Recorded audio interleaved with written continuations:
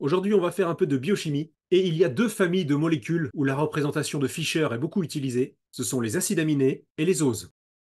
On va commencer par les acides aminés. Il y a une vingtaine d'acides aminés protéinogènes, c'est-à-dire qui servent à fabriquer des protéines dans le corps humain. Et ils ont tous la même structure. Un carbone central, un groupe carboxyle, un groupe amine, un hydrogène, et un quatrième groupement qu'on note souvent R, qu'on appelle le radical ou la chaîne latérale, et c'est cette partie qui est variable d'un acide aminé à l'autre. Presque tous les acides aminés ont un carbone asymétrique au centre, avec 4 liaisons vers 4 groupements tous différents. Ce qui signifie qu'il existe deux versions de cette molécule, la version avec un carbone en configuration R ou S. Je pars du principe que vous avez déjà étudié ça, et que vous savez aussi déjà représenter l'environnement autour d'un carbone en représentation de Cram. On va donc apprendre à passer de la représentation de Cram à la représentation de Fischer.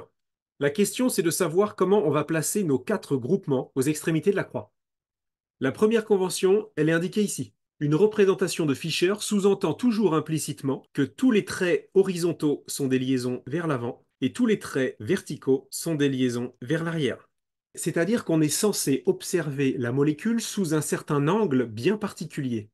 C'est exactement le point de vue qu'aura la personne représentée ici, que je vais appeler Monsieur Fischer, avec les deux groupements C et D qui viennent vers lui. Si Monsieur Fischer tend la main gauche, il peut attraper le groupement C, et si Monsieur Fischer tend la main droite, il peut attraper le groupement D. On mettra donc le groupement C à gauche et le groupement D à droite sur notre représentation de Fischer. Monsieur Fischer voit aussi un groupement A qui s'éloigne de lui en haut et un groupement B qui s'éloigne de lui vers le bas. On retrouve ces deux groupements A et B vers le haut et vers le bas. Toutes les liaisons verticales s'éloignent. On va donc faire la même chose pour notre acide aminé ici. On va imaginer un monsieur Fischer avec son œil, sa tête et ses pieds. Comment voit-il notre acide aminé? Le groupement COOH est du côté de son front, donc en haut.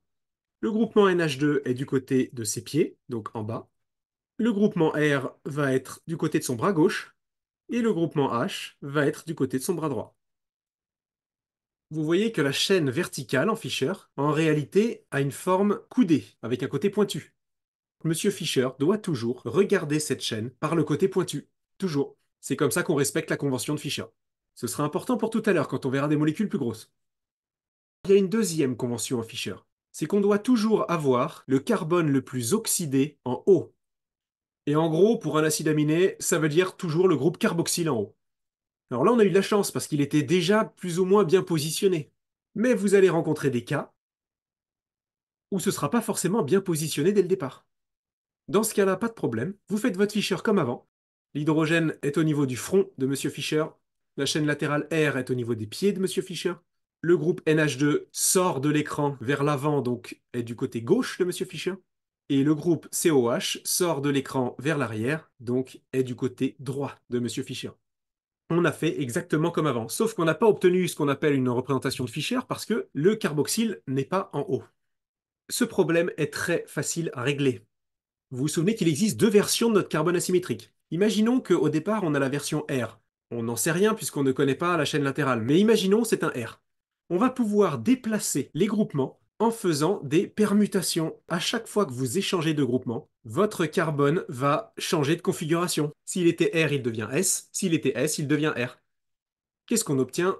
Le H qui était en haut, il vient à droite. Le COH qui était à droite, il vient en haut. Et on n'a pas touché à R et à NH2.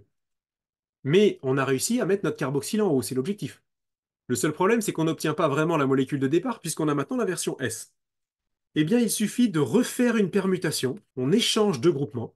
Comme ça, on est sûr qu'on est repassé d'un carbone S à un carbone R, c'est-à-dire on est revenu à la configuration de départ. Cette représentation de Fischer est en fait la même molécule que dans cette représentation. Vous avez le droit de faire une double permutation pour déplacer vos groupements. Vous échangez deux groupements deux fois de suite, peu importe lesquels. Et pour un acide aminé, on se débrouillera toujours pour que le carboxyle soit en haut et la chaîne latérale en bas. Pourquoi? Parce que comme ça, le groupement amine sera soit à gauche, soit à droite. Et c'est ça qui va déterminer si votre acide aminé est de série D ou L. Quand l'amine est à droite, c'est une série D. Quand l'amine est à gauche, c'est une série L. Et voilà comment on passe de Cram à Fischer pour un acide aminé. On parle de représentation de Fischer ou parfois de projection de Fischer, parce qu'en fait, ça revient à projeter notre carbone qui a une géométrie tétraédrique sur un plan à plat. Ici, le point de vue de Monsieur Fischer, ce serait par au-dessus. C'est comme si on avait écrasé notre molécule sur un plan. On passe maintenant à la famille des oses.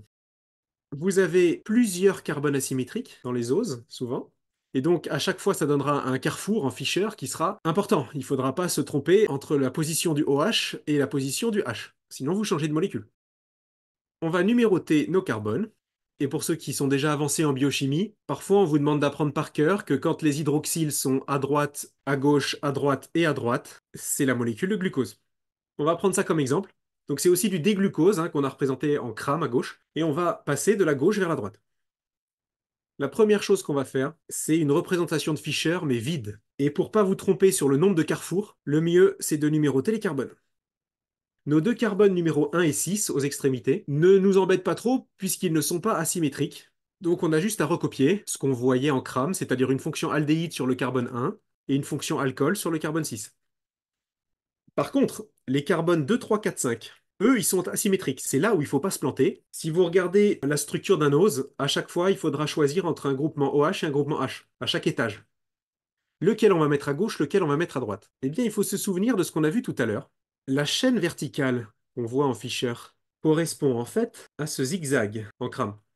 Et la convention en Fischer, c'est que tous les traits verticaux doivent s'éloigner de nous. Ce qui veut dire que M. Fischer doit toujours regarder cette chaîne principale par le côté pointu. Sur chacun de vos carbones, vous pouvez donc dessiner un petit M. Fischer. Pour l'instant, c'est la tête avec un œil. Comme ça, on aura bien les traits verticaux qui s'éloignent de lui à chaque fois, sur chaque carrefour. Maintenant, on se souvient de la deuxième convention, c'est que le carbone le plus oxydé doit être en haut en Fischer, et c'est toujours la fonction aldéhyde ou parfois cétone pour les oses. Ce qui permet de dessiner les pieds de Monsieur Fischer pour avoir une idée de où est le haut, où est le bas pour lui. Bon, mes petits bonhommes sont moches, mais ça suffit. Au moins, c'est rapide à dessiner sur une feuille de brouillon pendant l'examen. Il ne reste plus qu'à se mettre à la place de Monsieur Fischer. Imaginez que vous observez le carbone numéro 2 comme le Monsieur Fischer représenté ici, c'est-à-dire vous collez votre joue droite contre l'écran, si vous voulez, et vous regardez votre molécule par la droite. Est-ce que vous verrez le groupement OH du côté de votre main gauche ou du côté de votre main droite?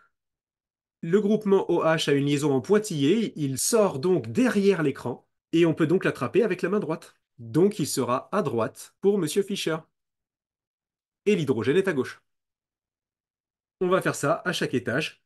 Le Monsieur Fischer qui voit le carbone numéro 3, il voit le groupement hydroxyle OH à sa gauche. Donc, on met le groupement OH à gauche en Fischer. Alors, faut pas se planter d'étage. Je vous conseille fortement de numéroter vos carbones sur les deux représentations, Cram et Fischer, pour vraiment passer de l'une à l'autre sans vous tromper d'étage. Maintenant, le Monsieur Fischer qui regarde le carbone 4 voit le groupe OH sur sa droite. Et le Monsieur Fischer qui regarde le carbone 5 voit le groupement OH sur sa droite aussi. Et regardez ce qu'on obtient, une représentation de Fischer qui est exactement la même que celle qui était dessinée avant. Donc on a réussi à la retrouver nous-mêmes en dessinant simplement 4 Monsieur Fischer bien positionnés qui regardent nos 4 carbones asymétriques.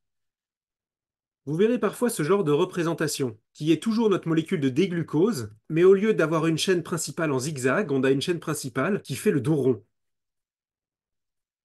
Pourquoi c'est possible de passer de la forme de gauche à la forme du milieu? C'est parce que autour de vos liaisons simples, les rotations sont autorisées en chimie. Et donc vous pouvez très facilement faire des rotations à 180 degrés pour arranger autrement votre chaîne principale pour qu'elle fasse le dos rond.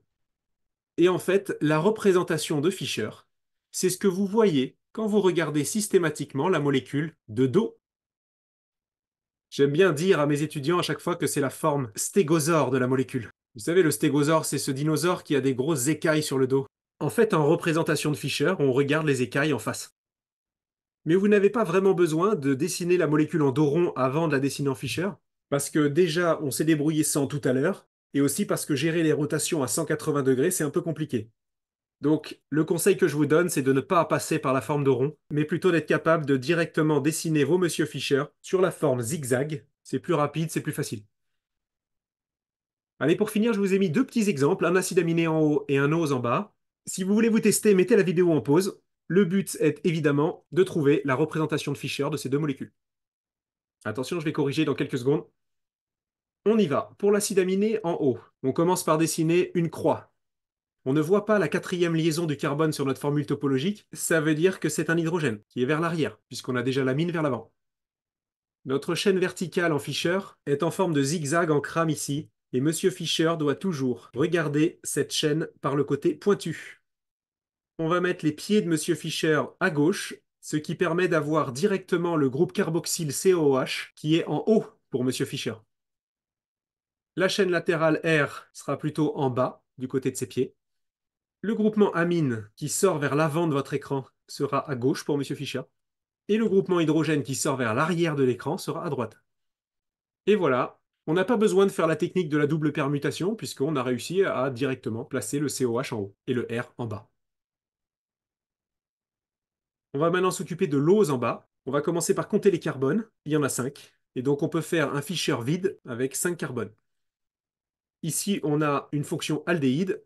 On doit la placer absolument en haut. Et en bas, on a une fonction alcool qu'on recopie sur Fischer.